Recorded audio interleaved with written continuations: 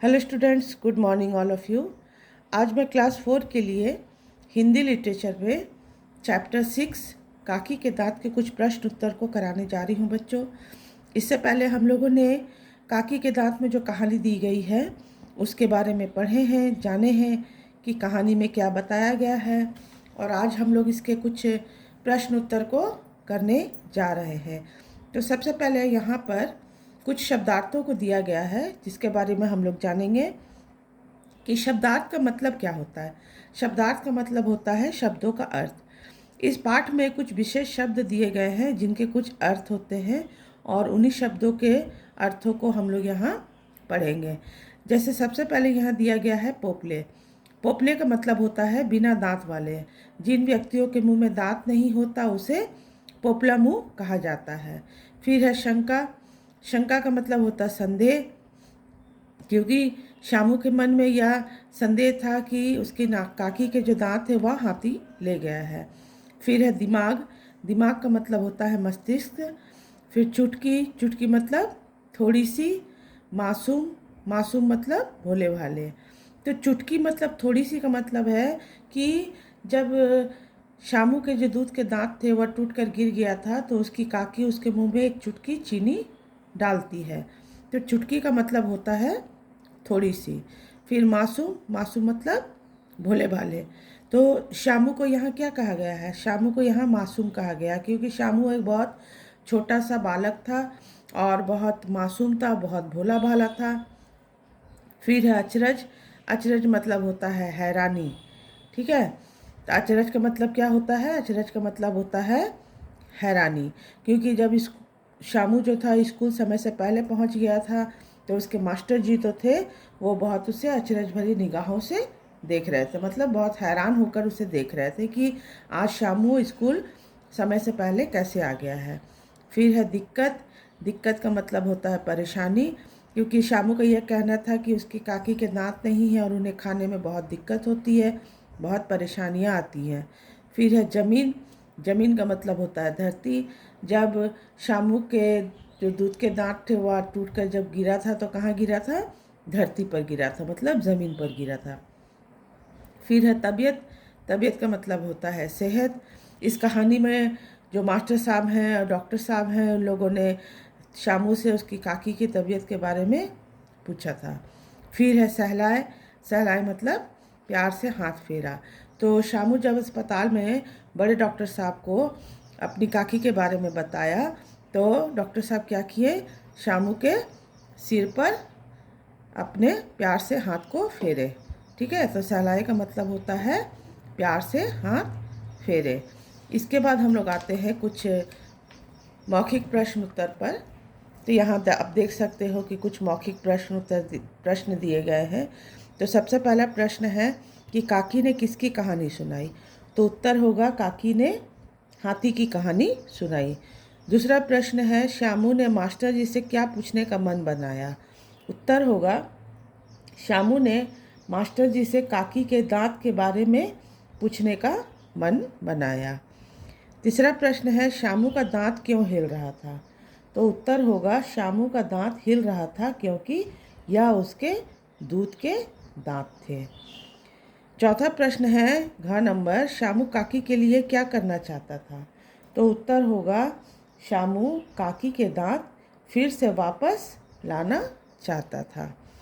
इसके बाद है अंगा नंबर है शामू काकी को कहाँ ले गया? तो उत्तर होगा शामू काकी को बड़े अस्पताल के डॉक्टर के पास ले गया।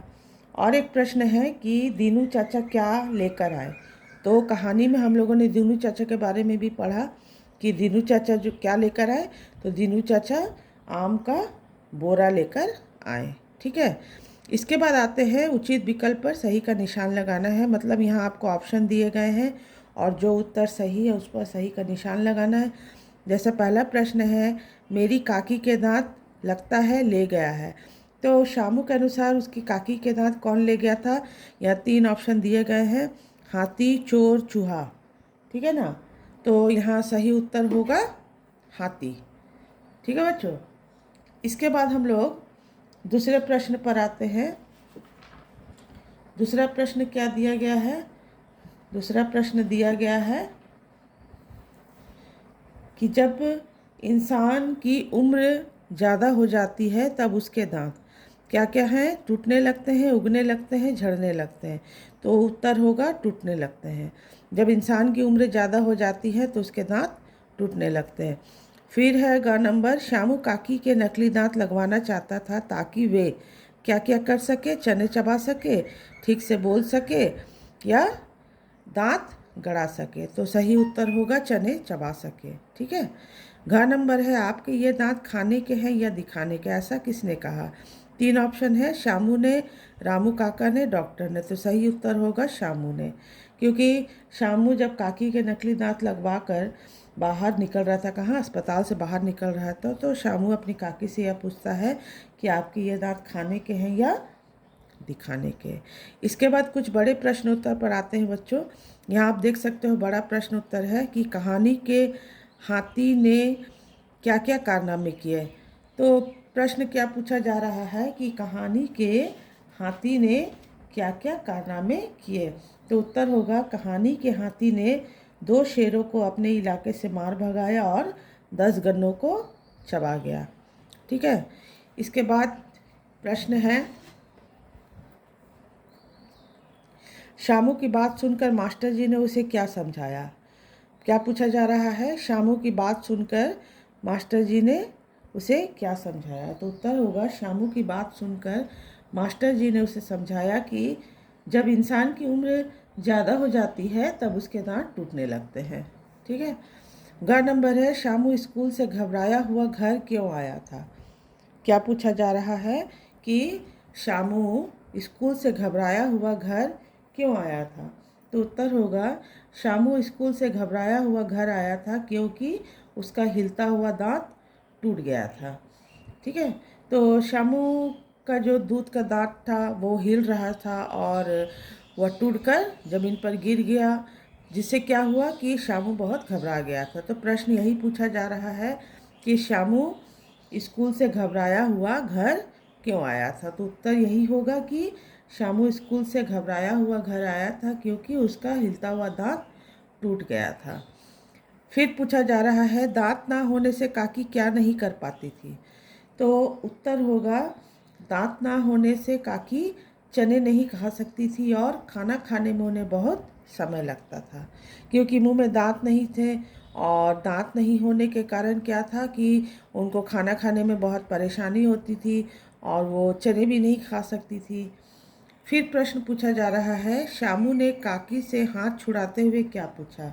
तो उत्तर होगा श्यामू ने काकी से हाथ छुड़ाते हुए पूछा कि काकी यह बताओ, आपके ये दांत खाने के हैं या दिखाने के। ठीक है। और एक प्रश्न बन सकता है बच्चों कि श्यामू ने काकी के कष्ट को दूर करने के लिए क्या किया।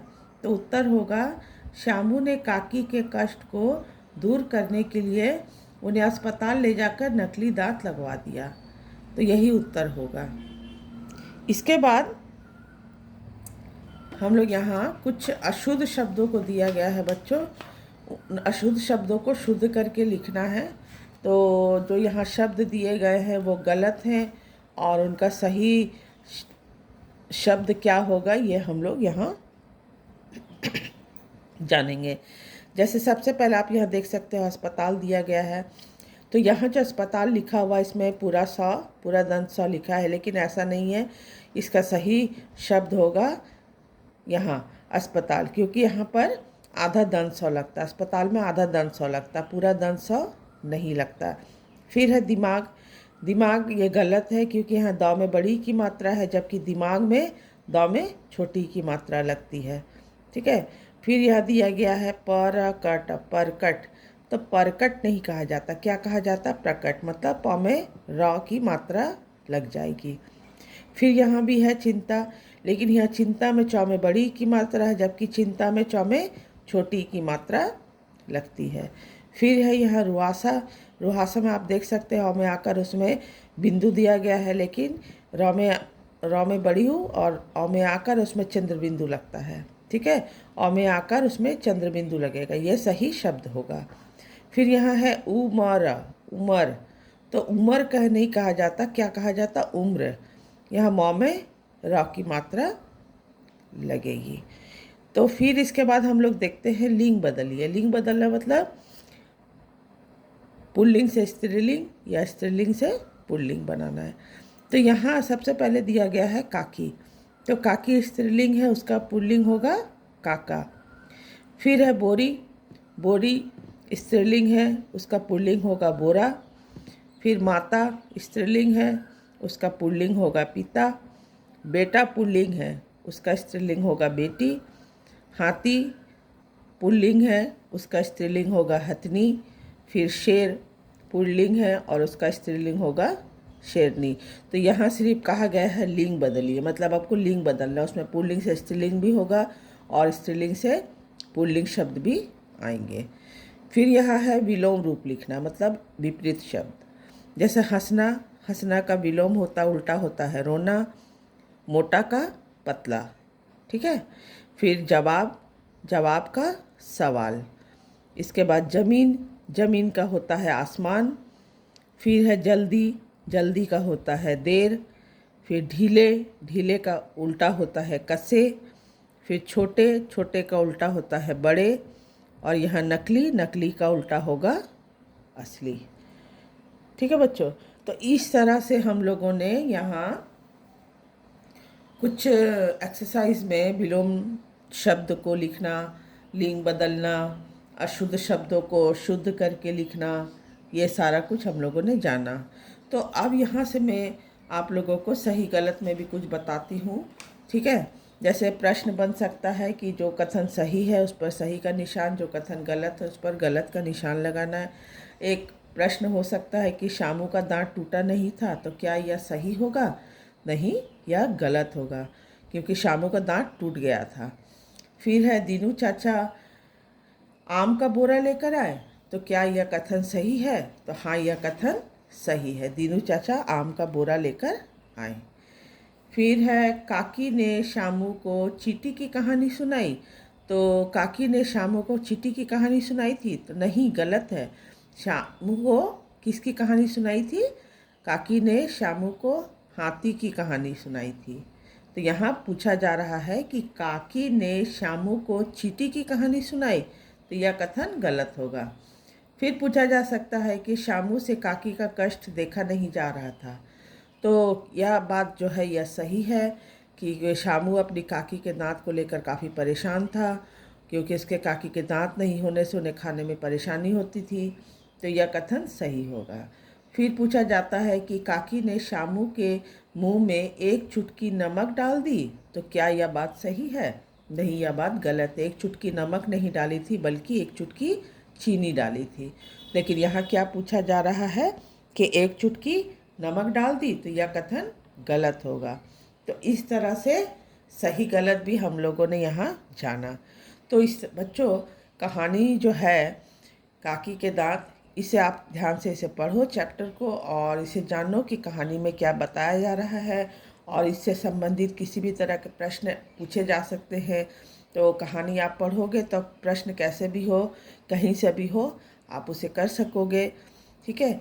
इसके बाद का जो भी वर्क है मैं आपको अगले क्लास में फिर बताऊंगी। Thank you.